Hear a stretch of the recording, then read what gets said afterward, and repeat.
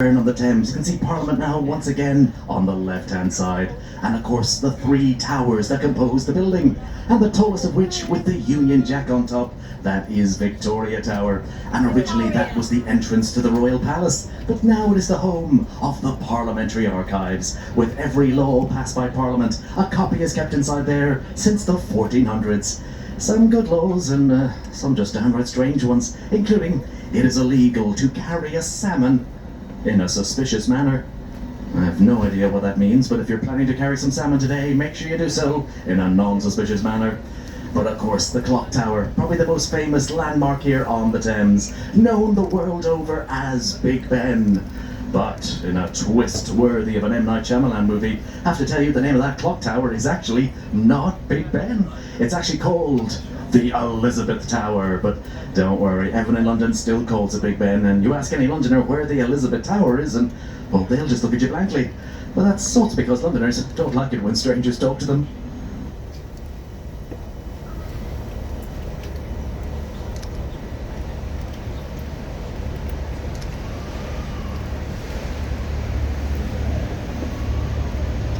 No, Big Ben in fact refers to the 13.5-ton bell that resides inside the clock tower. So you can always hear Big Ben chiming, you can just never see it. And apparently Big Ben is named after Sir Benjamin Hall, a very round and very loud man who, well, wasn't very nice to his workers. And so when the time came to install the 13.5-ton bell, they took one look at it, saw that it was also very round and very loud, and said, hey, the bell looks just like Ben. And thus the name stuck. Well, let's just be glad his name wasn't Richard, and we'd have a completely different landmark altogether. But over on the right-hand side now, our setting off point, my employer, the London Eye. Now this was part of a competition back in 1994 to find a new landmark to celebrate the millennium. And the design for the London Eye came in second place. That's right, it was a silver medal for the London Eye, but British Airways, well, they loved the design so much that they commissioned £74 million for its construction. No, but don't feel too badly for them. They did get that money back in just 2 years. And it is the world's largest cantilevered observation wheel. And what that word salad means is that it's only supported on one side of the structure, and the observation pods are on the outside, making it an observation wheel and not a Ferris wheel. Oh, my bosses get very upset when I use the F word here on the tour. But we will see the winner of that competition further on down the river. But for now, we're passing under the Golden Jubilee footbridges. And they're the newest bridges here on the Thames, built in 2002, and I usually find the most friendliest. Hello up there on the bridge. Oh, well, they made a liar out of me. Oh.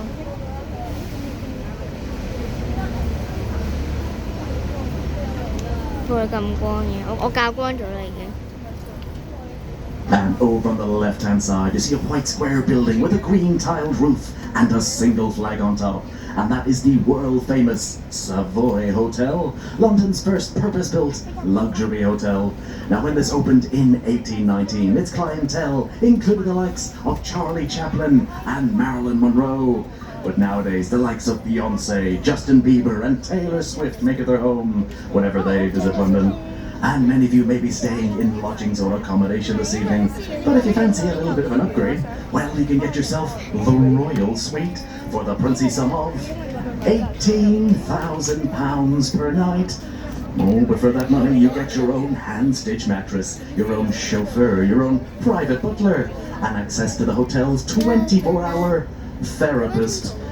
And I don't know about you, if I just spent £18,000 on a hotel room, I'd want to speak to a therapist as well.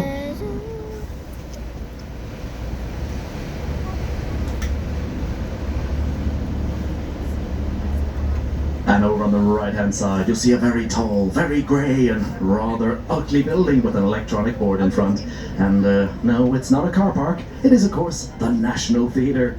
But when this was unveiled in 1976, King Charles, well, he was not a fan. He went on live TV and said that it looks like the back end of a nuclear power station. And it's hard to disagree with him, not just because he is the king, but it is rather brutal on the eyes. But that's a deliberate choice, because it was designed in the brutalist style, and, well, one has to say, it's doing a pretty good job of it. Oh, but also coming up on the right-hand side, you will see something very shocking. More shocking than finding out that Big Ben is not called Big Ben.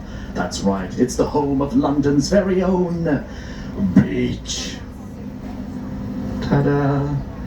I know, but it's called Ernie's Beach, named after a man named Ernie Hearn, who worked tirelessly for 50 years to create affordable housing here on the South Bank. Now, you ever check the real estate prices around here, you know that legacy has been somewhat tainted. But to commemorate his efforts, well, he had that beachfront named after him, and, well, on a sunny day, it usually gets a lot of activity. But just beside Ernie's Beach, this red building with white stripes and a grey tower on top. And if you told me that tower spells out the word OXO, well, I'd have to say you're seeing things, you're imagining things, because legally, no, it does not.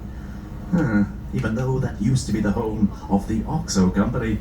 Now, if you don't know who the OXO company are, they make these little stock cubes. You add water to it, it turns into gravy. It is the pinnacle of British cuisine.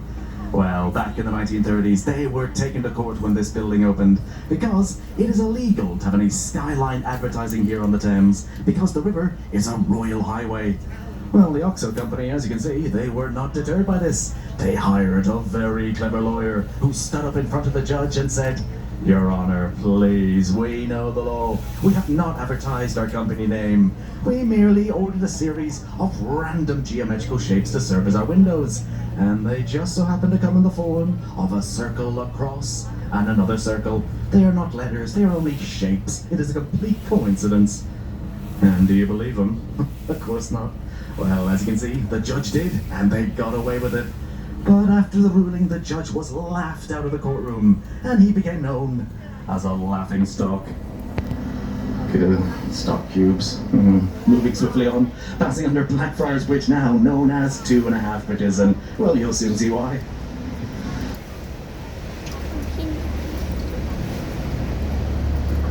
Because on either side of the vessel you may notice these strange, mysterious red pillars that, well, don't seem to be holding anything up whatsoever. And what is their purpose, I hear you ask? Well, they are the half-in 2.5 bridges, and I'll tell you their purpose in part 2 of the tour. Because for now, as we emerge from Blackfriars Bridge, over on the left-hand side, it is of course St. Paul's Cathedral. But just as a reminder to those of you on the top deck to please remain in your seats while you're getting your photos and your videos. Thank you very much. Now this is the 5th iteration of St. Paul's Cathedral, the 4th one burning down in the Great Fire of London of 1666. It then reopened on Christmas Day in 1711, and it stands at 365 feet tall. And that's 1 foot for every day of the year, because its designer, Sir Christopher Wren, was a rather religious man, and he believed you should go to church every day of the year, and not just on the holidays. But when it reopened in 1711, it was meant to be adorned with a 60-foot golden pineapple on top. But the church stepped in and said, "No, Christopher Wren, pineapple does not belong on pizza. It definitely does not belong on top of a cathedral." And so they settled for the slightly more traditional cross instead. But if you look a little bit to the left of the main dome, you'll see those 2 glowing golden orbs. And they are in fact 6 foot tall golden pineapples. So Christopher, he caught his way in the end. But passing us by on the right-hand side now, this white building with a thatched roof on top. And you'd be forgiven if you thought this was the oldest building on the tour, but this was in fact built in 1997. And it is an accurate reconstruction of William Shakespeare's Globe Theatre. The original theatre, of course, well, it burnt down in 1613, when during a production of Henry VIII, Shakespeare decided it'd be a pretty good idea, in order to replicate the sound of thunder, to let off a live cannon inside the theatre. Now, whether or not this was accurate in conveying thunder is up for debate, but what is not is that the cannonball shot through the roof, set fire to the thatch, and burnt the entire building to the ground. Truly a performance that brought the house down. And of course, wouldn't be a London tour without pointing out a pub. But it's not just any pub. Over on the right-hand side, that is the Anchor Tavern, where a pub has been on that very spot for over 800 years. Oh, some sort of siesta happening over there. But its clientele have included the likes of Shakespeare himself, Charles Dickens is said to have penned works inside there, and even the great diarist Samuel Pepys spied the start of the Great Fire of London from those very windows.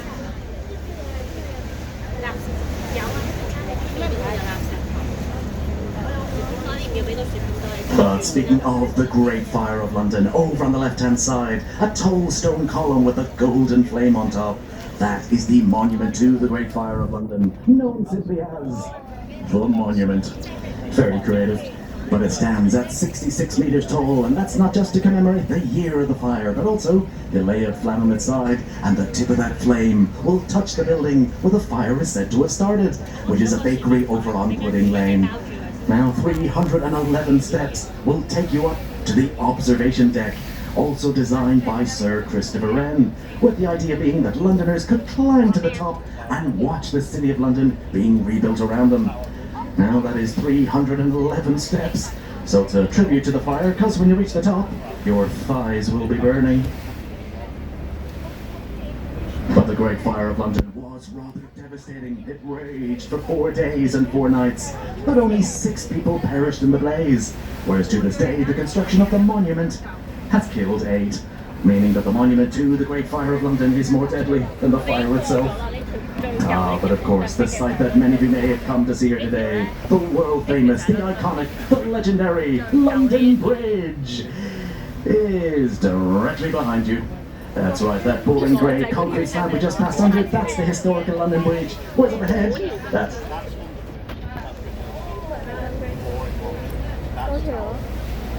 That's Tower Bridge, but don't worry if you get the two mixed up, even Google gets it wrong. You type London Bridge into Google Images and, well, it's just going to keep showing you pictures of Tower Bridge. But coming up on the right-hand side now, this 11,500 ton battleship, the HMS Belfast.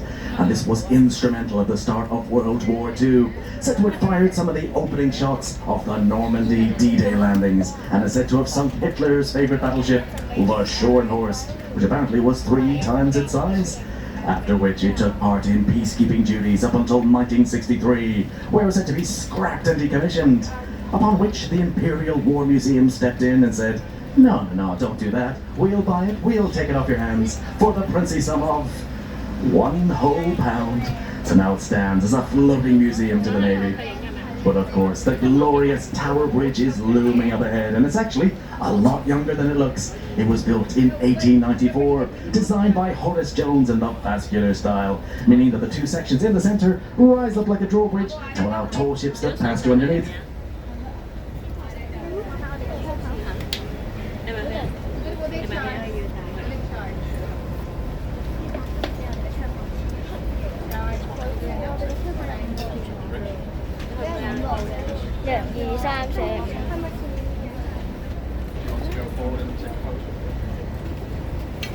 Just do it quietly, don't all go, just go a few at a time.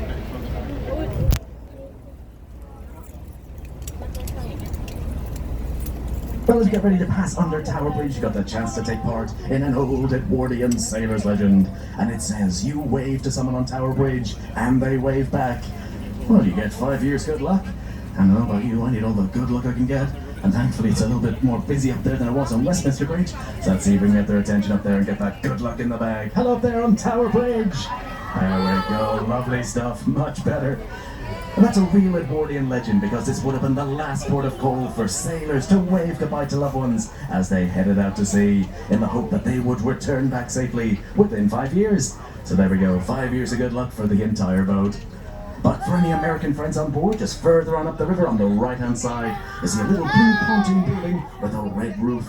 And that marks the entrance to the port of Rotherhithe. And that's where the Mayflower originally set sail, bringing the first pilgrims to what is now known as America. Well, Captain Christopher Jones may have brought the Mayflower to America, but our captain is about to do something even more impressive. A Tokyo Drift-style turn on the Thames, what'll be your chance for your photo opportunity of the day. That's right. That's selfie with me. I'm kidding, of course, you're not going to want that. It's going to be a lovely shot of Tower Bridge with the City of London skyline in the background. And if you pop any of these photos up on the old social media apps later on today, make sure that you use the correct hashtags. That is hashtag Tower Bridge, not London Bridge. Hashtag London Eye River Cruise. And of course, hashtag Paul is the best tour guide in London.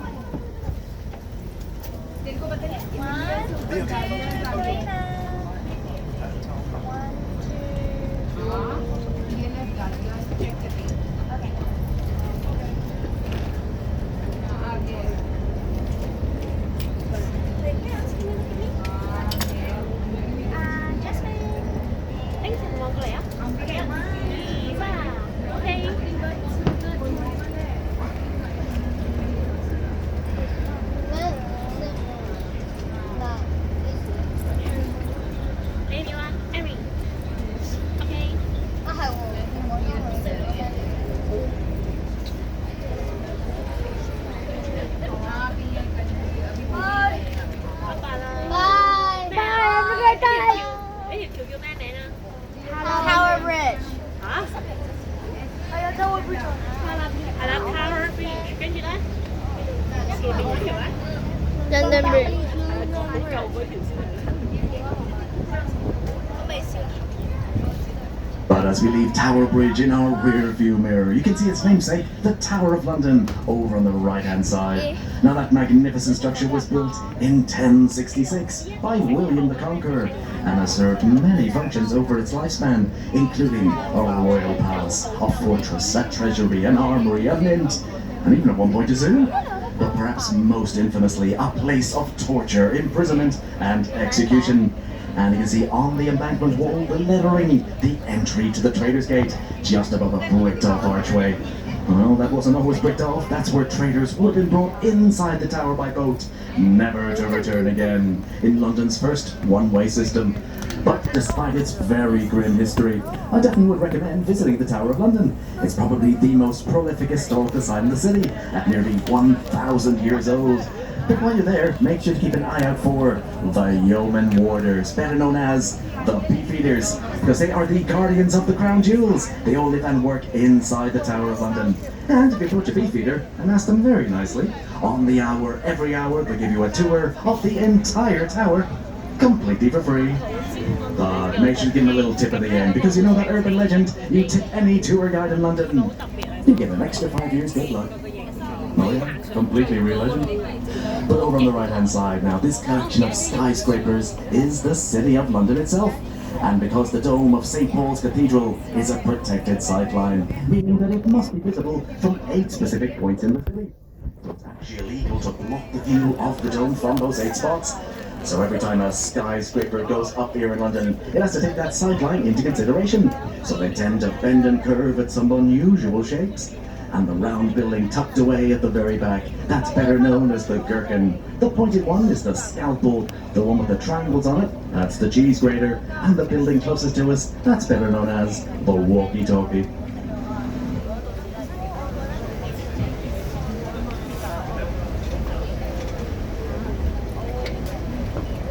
But of course, it would be impossible to miss the tallest building in Western Europe. Over on the left-hand side, it is of course the Shard. Designed by Renzo Piano in 2012, it stands at 309 meters tall. That's 95 stories. And it would have been 96, but, well, that's another story. And inside you'll find cafes, bars and restaurants, a 5-star hotel. And if you've got the money, you can buy yourself an apartment in there for the princely sum of £43 million. Oh, you got that kind of money, what are you doing on this boat? But if you do have that kind of money, I'd like to remind you my name is Paul and I am single. But we are now once again re-approaching the historical London Bridge. And I know I spoke ill of it before, but like myself, it's not much to look at, but it does have an intriguing history. 2,000 years of history, in fact, because, as the nursery rhyme says, London Bridge keeps falling down. Well, 3 times in fact, because this is the 4th version of London Bridge, built back in